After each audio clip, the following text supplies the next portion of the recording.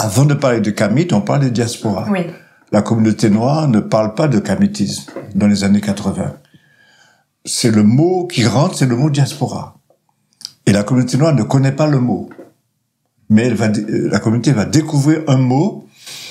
Mais nous, qui sommes des idéologues, enfin, on s'avère devenir des idéologues, c'est-à-dire avec le fondateur du mouvement diaspora, c'est-à-dire un Congolais de Brazzaville qui s'appelle Moubouma Chéri. Moi-même, on a été influencé aussi par les travaux d'un Guadeloupéen qui s'appelle Guy Numa, qui est vivant et qui peut témoigner. Je trouvais aussi incontournable parce qu'il connaissait beaucoup plus de choses que nous. Et donc, un mouvement est né. D'abord, le mouvement est né avec ce qu'on appelle ADN, Association de la diaspora noire. D'accord. Et c'est Numa qui a initié cette idée, mais il n'y avait personne qui adhérait. Et quand il m'a rencontré, donc, il m'a dit, est-ce que tu peux prendre la tête de cette idée? Et donc, j'ai trouvé tout de suite, ça correspondait à ma pensée. Et donc, le mouvement diaspora a donné l'unité. Mais diaspora veut dire dispersion.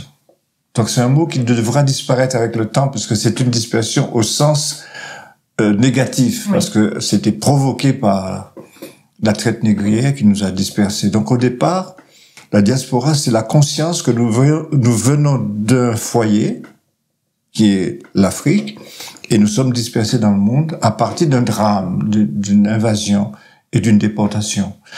Donc, pour moi, il faudra qu'à un moment donné, nous n'ayons plus de diaspora, lorsque nous serons complètement unis.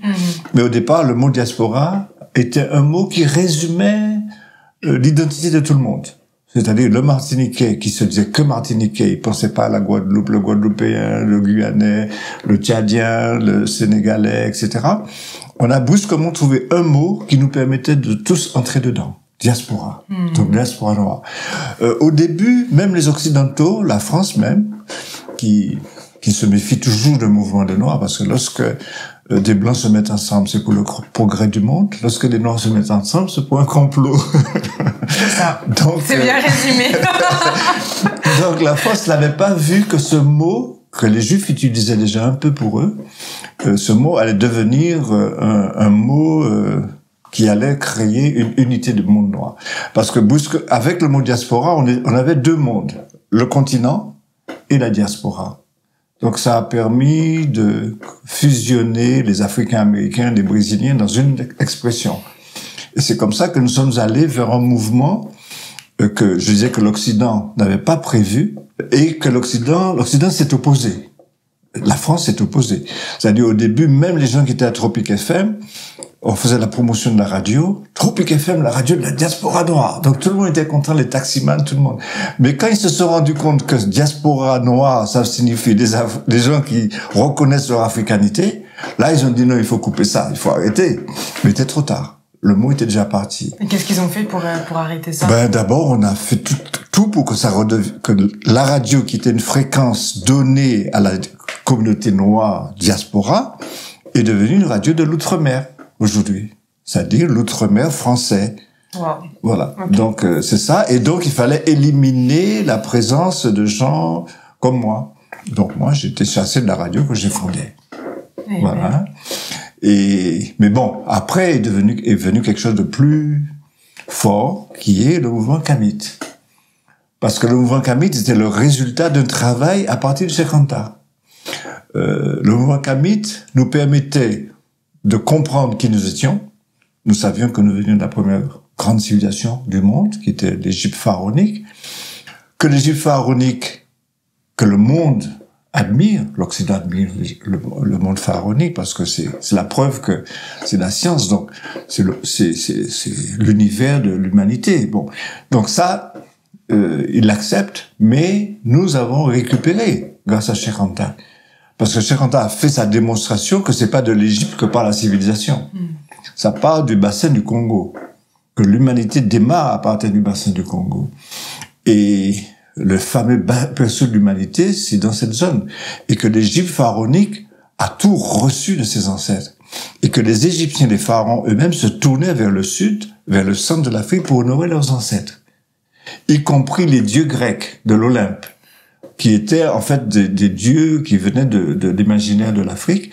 Et donc, ils se tournaient, les dieux de l'Olympe, Zeus et tout, se tournaient vers le centre de l'Afrique pour honorer les ancêtres. Bon, donc, Cheikh Anta Diop a fait un travail fondamental.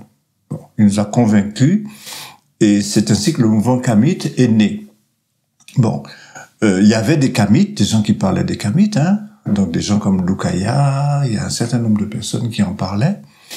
Mais c'était pas un mouvement, c'était plus des gens qui faisaient un travail sur l'Égypte pharaonique, sur l'Égyptien pharaonique, qui enseignaient déjà dans le cadre universitaire, mais c'était pas répandu. D'accord. C'est la radio qui va populariser, c'est Tropic FM qui va populariser avec Diaspora 2000, avec moi, etc.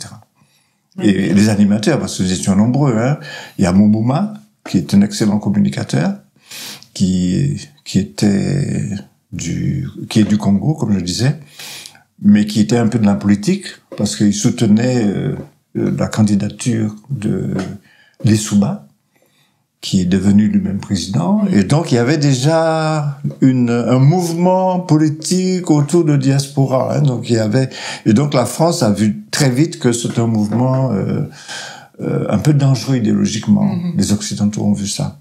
Bon, donc le mouvement kamite est né, c'était beaucoup plus scientifique, le retour, et j'ai fondé le mouvement Moonkam, qui se traduit par Kamit, avec comme Yegoni était là, hein. Donc c'est la radio, à partir de la radio, j'ai demandé à ce qu'on se retrouve, et donc un ensemble de gens sont venus, et nous avons créé ensemble ce mouvement Kamit, dont j'étais le coordinateur. Donc Pierre Nilon était là, et puis bien d'autres, hein.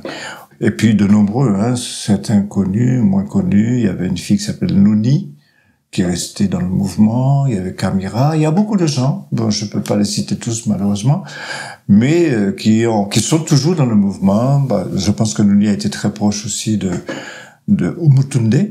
Umutunde a pris son nom africain avec nous dans le mouvement kamite. D'accord. Voilà. Comme nous avions dit qu'il faut, pour toute personne qui aspire à des responsabilités, nous devons avoir aussi des connotations de nos noms d'Africains, ou bien de Nubiens, parce que le mot africain, c'est entre guillemets, hein, parce qu'on devient un peu sévère vis-à-vis des origines des choses, parce qu'on nous a dévié un petit peu de nos identités.